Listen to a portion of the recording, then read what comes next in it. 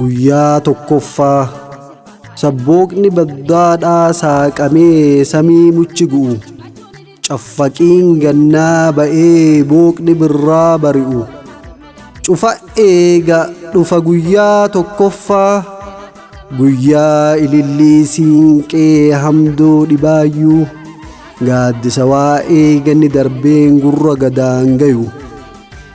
guyyaa araddaa tuulamaa kan cidha bishooftuu guyyaa jaalalti foon uffattee ijaan mul'attu guyyaa oolan komii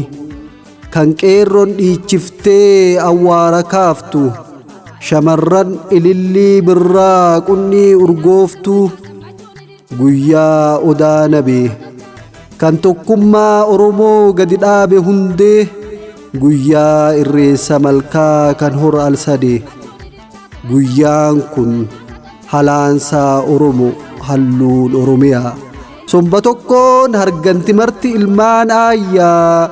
silaa akka kiyyaa guyyaa maraa barri baraan mara Shaka kabaddaa gammadaati sirbaa taa'ee nama neekuu barrii dhufee darbaa